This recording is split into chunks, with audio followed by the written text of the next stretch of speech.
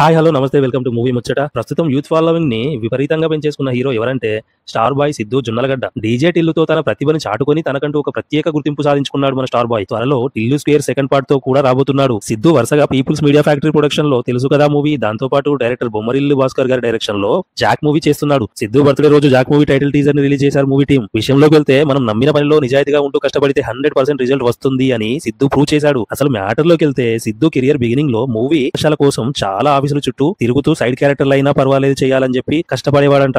సిద్ధు చేసిన మూవీస్ చూసినట్టయితే జోష్ మూవీ, భీమిలి, కబడ్డీ జట్టు, ఆరెంజ్ మూవీ లాంటి సినిమాల్లో నటించాడు. ఇక్కడే అసలు కథ ఉంది. ఆరెంజ్ మూవీ ఆడిషన్ టైంలో రామ్ చరణ్ పక్కన చిన్న క్యారెక్టర్ అయినా పర్వాలేదు చేయాలి అని తప్పించిన సిద్ధు ఇప్పుడు అదే డైరెక్టర్ తో బొమ్మరిల్లు భాస్కర్ డైరెక్షన్ లో జాక్ మూవీ చేయబోతున్నాడు. నిజంగా తన ఎదుగుదలకి ఇది నిదర్శనం. ప్రజెంట్ సిద్ధు డేట్స్ దొరకడం కూడా డైరెక్టర్స్ కి కష్టం అవుతుంది అంటే తను ఈ పొజిషన్ కి రావడానికి ఎంత కష్టపడ్డాడో చూడొచ్చు. గుంటూరు టాకీస్ లాంటి మూవీ ఏ సర్టిఫికేట్ వచ్చినా బస్టర్ దక్కించుకున్నాడు. తనకంటూ ప్రత్యేక ముద్ర తెచ్చుకున్నాడు. ఇంకా అక్కడి నుండి తనకంటూ ఒక స్టైల్ ఉండాలి అని డీజే టిల్లు లాంటి మూవీ స్టోరీని రాసుకొని మన ముందుకి తీసుకొచ్చాడు. డీజే టిల్లు హిట్ అవ్వడమే కాకుండా యూత్ ఫాలోయింగ్ ని విపరీతంగా పెంచేసుకున్నాడు సిద్ధు.